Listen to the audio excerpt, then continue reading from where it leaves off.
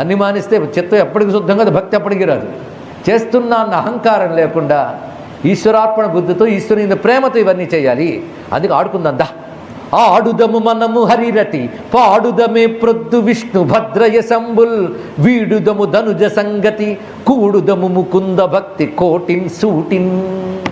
ఆడుకుందాం. ఏమిటి? హరియందు ఆసక్తితో ఆడుకుందాం, హరి కథలే పాడుకుందాం, ఆడుతూ పాడుతూ బతికుదాం. రాక్షసుల సాంగత్యాన్ని విడిచిపెడదాం. ఓ రాక్షసులారా అన్నాడు ఇక్కడ. వాళ్ళే రాక్షసులు అంటే రాక్షస బుద్ధులు విడిచిపెడదాం. తతో హరౌ భగవతి భక్తిం కురుత దానవాహ. హరియందు భక్తిని చేద్దాం. అదేవిధంగా ఆ భక్తికి ఉండవలసింది ఆత్మౌపన్యేన సర్వత్రా. నీలాంటి వాడే అవతలవాడని తెలుసుకుని అవతలవాడిని కించపరచుడు కానీ అవహేళన చేయుట కానీ బాధించడు కానీ చెయ్యరాదు. భాగవత భక్తి అదండి ఇక్కడ. ఏ ఒక్కరిని బాధించరాదు, మాటతో కానీ దృష్టితో కానీ దేనితో కూడా, చింతనతో కూడా బాధించరాదు. అలాంటి భక్తితో కూడినది భాగవత భక్తి. ఇది కలిగి ఉండాలి అని ఒక్కసారి చెప్పలేదు.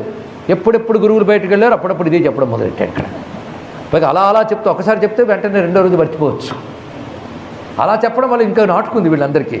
నాటుకుని ఇది అసలు విద్య అని తెలుసుకున్నారండి పిల్లలు, అదృష్టవంతులు. సత్సంగ ప్రభావం అది ఇక్కడ. గురువులు వచ్చి చూసేటప్పటికు వాళ్ళు ఇదివరకటి విద్యలు సరిగ్గా నేర్చుకోవట్లేదు. పైగా నువ్వేం చెప్పో ఆ కుర్రాడు భలే చెప్పాడన్న.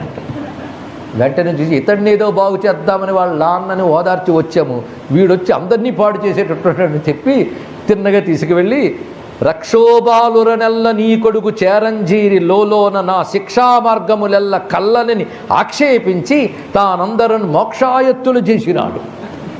మనకు మోసంబు వాటిల్లే నీ దక్షత్వంబున చక్క చేయవలయన్ దైతేయ వంశాగ్రణి. ఇంకా ఇతన్ని నువ్వే బాగు చేసుకోవలయ్యా అని విడిచిపెట్టేశారు. వాళ్ళు విడిచిపెట్టి వెళ్ళిపోయారు. నేను చూస్తున్నాడు పిల్లాడిని అలా ప్రశాంతంగా నిలబడ్డాడు. భయం లేదు ఆయనకి. అలాగే పొగరబోతాను లేదు. కొందరు తల్లిదండ్రుల దగ్గర గురువుల దగ్గర భయం ఉండి తలగరేస్తారు. అలా లేడు ఆయన. భయం లేదు, విరయం వదలలేదు. అలా నిలబడ్డాడు ఆయన. అప్పుడు చూశాడు. చూసి ఏమిట్రా నీ ధైర్యం? అసలు నా ముందు గడగడలాడుతూ అందరూ నిలబడతారు. ఇంద్రాది దేవతలు కానీ అదేవిధంగా దానవులు కానీ ఋషులు కానీ ఎవరైనా నా దగ్గరికి వస్తే వినయంగా భయంగా చూడడమే. ఇలా ధైర్యంగా నిలబడ్డవాడు ఒక్కడు కనబడలేదు ఇంతవరకు. అంటే విష్ణువు ఇచ్చిన పెద్ద ఛాలెంజ్ ప్రహ్లాదుడు తెలుసుకోండి హిరణ్యకశిపుడికి. ఆ ధైర్యంగా నిలబడ్డాడు. చూశాడు. పైగా నేను ఆదేశిస్తే సూర్యుడు ఉదయిస్తాడు, మండుతాడు. తీవ్రంగా ఉండొచ్చా అని అడుగుతాట వేసవికాలంలో పెర్మిషన్ నా దగ్గర నుంచి. గాలి కూడా నా అనుమతితో వీస్తుంది. పంచభూతాల్ని నా గుప్పెట్లో పెట్టుకున్నాను, దేవతలను అధీనంలో చేసుకున్నాను. పైగా దిక్కులకు వెళ్ళి దిక్పాలకులు కూడా లాగేసుకున్నాను. వాళ్ళని దిక్కులేని వాళ్ళని చేశాను. అందరికీ నేను దిక్కయ్యాను. నీకెవడరా దిక్కు? పైగా బలములతో సైన్యంతో వెళ్లకుండానే నేను ప్రతి వాళ్ళని వాళ్ళ సైన్యాలతో సహా జయించేశాను. అలాంటి బలం నాది. నీకెవడరా దిక్కు? నీకెవడరా బలం? దిక్కులు గెలిచి తినన్నీయు దిక్కెవ్వడు రోరి నీకు దేవేంద్రాదులు దిక్కుల రాజులు వేరొక దిక్కెరుగకు కొలుతురు ఇతడి దిక్కని నన్ను. బలవంతుడని జగముల బలములతో జనక వీరభావమున మహాబలుల జయించితి ఎవ్వని బలమున నాడెదవు నాకు ప్రతివీరుడివై. ఎవడ్రా బలం, ఎవడ్రా దిక్కు? రెండు ప్రశ్నలు అనగానే ప్రహ్లాదుడికి ఒక్కసారి బలమెవడో దిక్కోడో తెలుసు కనుక ఆయన తరచుకుని ఒళ్ళు పులకించిపోయింది. ప్రతిదీ అనుభూతితో చెప్తున్నాడు. అబ్బా ఎవడు బలమన్నావా? బలయుతులకు దుర్బలులకు బలమెవ్వడు, నీకు నాకు బ్రహ్మాదులకు బలమెవ్వడు, ప్రాణులకు బలమెవ్వండు, అట్టి విభుడు బలము అసురేంద్ర. ప్రశ్నించడానికి నీకో బలం కావాలి, సమాధానం చెప్పడానికి నాకో బలం కావాలి. ఆ రెండు రూపాలతో నీలో నాలో ఆయన ఉన్నాడు. వీడు సరిగ్గా వినట్లేదు కానీ నీకొకడు నాకొకడు లేడు. నీకు నాకు దుర్బలులకు బలవంతులకు కూడా ఒకడే బలం.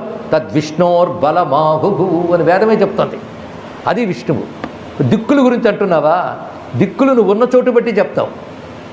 అసలు సూర్యచంద్రాదుల్ని దాటిన అంతరిక్షంలో దిక్కేది చెప్పు నువ్వు. దిక్కులకే దిక్కులేని స్థితి ఉన్నది. దిక్కులకు కూడా దిక్కైన వాడెవడో వాడు నాకు దిక్కు. దిక్కులు కాలముతో ఏ దిక్కున లేకుండు. కాలములతో నశించే లోకానికి దిక్కే ఉండదు. అయినా దిక్కే నారాయణుడు ఎప్పుడు ఉంటాడు తెలుసుకో.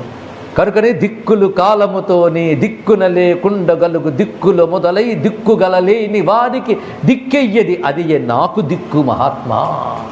నా బలము నా దిక్కు నారాయణుడే. ఇది తెలుసుకో. పైగా కాలం యొక్క ప్రభావం చేత మాయా వికారాలకు లోనై వీడు నావాడు వీడి పైవాడు అనుకుంటేనే ఆయువులు వ్యర్థం చేసుకుంటారు అందరూ కూడా. అసలు వీడిని జయించాను వాడిని జయించాను ఇంతసేపు నువ్వు చెప్పిన 2 పద్యాల భావం అది. ఆ దిక్కులను జయించాను, నా బలాలతో ఆ బలాన్ని జయించానన్నావు. అసలు వాడిని జయించలేదయ్యా నువ్వు.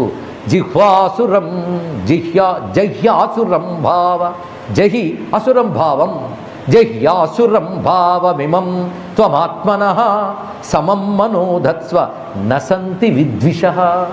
అసలు అసుర భావం తీసేయి. అంటే వాడిని జయించాలి, వీడిని జయించాను, వీడు ఎక్కువ వాడు తక్కువ అనేది అసుర భావం. అదొక్కటి తీసేస్తే మనస్సును సమం చేయి. మనస్సును సమం చేస్తే నీకు శత్రువే లేడు, ఇంక జయించడం అనేది ఎక్కడొస్తుంది? అసలు పెద్ద శత్రువులు ఎవరయ్యా అంటే నాయన, అసలు పెద్ద శత్రువులు వైరులెవ్వరు చిత్తంబు వైరిగాక. అసలు శత్రువు మనస్సే. చిత్తమును నీకు వశముగా చేయవయ్యా, మదయుత అసురభావంబు మానవయ్యా, అయ్యా నీ మ్రోల మేలాడరయ్యా జనులు. ఎంతవరకు ఎవడు చెప్పలేదు. నువ్వు వచ్చి చెప్పావా అంటే నీ దగ్గర చెప్తే బతికి పట్టగడతారా? అందుకు భయపడి ఎవడు నీ దగ్గర చెప్పలేదు. దగ్గర అధికారము బలమున్న వాడి దగ్గర సత్యం ఎవడు చెప్పడు, భజన చేస్తాడు. దాంతో నువ్వు అదే సత్యం అనుకుంటావు. వచ్చింది భ్రాంతిది. అసలు శత్రువులు కూర్చునున్నారు నీ ఇంద్రియాల్లోని చిత్తంలో. లోకములన్నీ గడియలోన జయించిన వాడవు, ఇంద్రియానీకము చిత్తము గెలువ నేరవు. నిన్ను నిబద్ధు చేయి భీకర శత్రులార్వుల ప్రభిన్నులు చేసిన ప్రాణికోటిలో నీకు విరోధి లేరకుడు. నేర్పున జూడుము ధనవిశ్వర. మహా కోపం వచ్చింది. కోపం వచ్చి ఊగిపోతూ